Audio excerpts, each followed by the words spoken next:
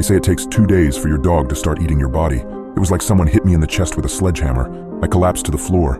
I must have hit my head on something because by the time I regained consciousness, my forehead was sticky with blood. My whole body felt sore. I could breathe, but only just barely. I was down in the basement cleaning that row of shelves that I had been putting off, so I doubt my neighbors heard me falling. The only thing that was home, and would be until the next morning, was my boyfriend's stupid dog, Cooper. Jason picked him up from the pound even though nobody else wanted him. The scrappy little thing with wiry gray fur mottled with brown patches was no purebred, that was for sure. I wasn't a dog person, but Cooper was quiet, didn't pee in the house, and Jason took care of him most of the time.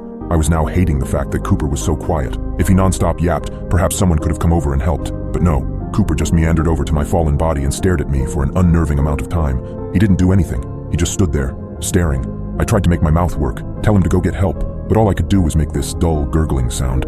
My tongue felt thick and unusable, and all Cooper did was stand there and stare. He finally approached me, sniffing my head and whimpering ever so quietly. His warm tongue lapped against my bleeding head, which stung at first, but it did feel better after a few licks. After he'd cleaned up the blood, he backed up, nuzzled at my neck, and whined again. I wanted to beg that dog to start howling, making a bunch of noise, and somehow alert our neighbors that I was in trouble, but I couldn't do anything. I just had this scrappy little mutt to cuddle me as I lay there. Minutes ticked by. I could see the clock on the wall moving ever so slowly. I had to wait until Jason came home, I figured. He was going to be home tomorrow morning. I could last that long, right?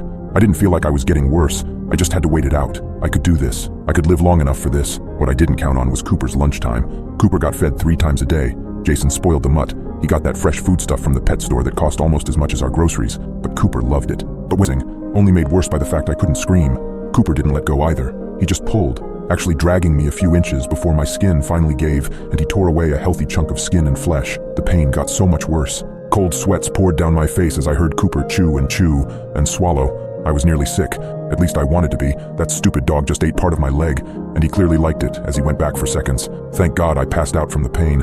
By the time he had eaten his fill and I was back to being alert, I could feel him licking the gaping wound, as if it would make it better. Or perhaps my blood was just his dessert course. I couldn't look behind me to see how bad the damage was. I just knew it hurt, but I didn't know how much worse it could possibly get. Dinner time rolled around. I spent my afternoon drifting in and out of consciousness, but when I heard Cooper growl again, my body forced me awake. I wanted to smack him.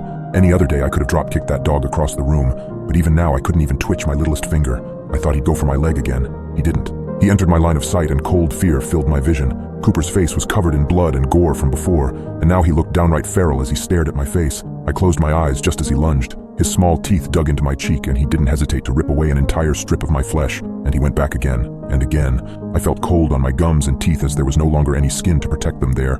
I couldn't close my right eye because there wasn't any lid to close. Not that there was a right eye to protect after Cooper decided to bite it out. Thank God I was barely conscious the rest of the night, and that Cooper wasn't in the mood for a midnight snack. I don't know how bad my face looked when he was done, but when my boyfriend arrived home this morning, finding me still limp on the kitchen floor, his scream told me all I needed to know.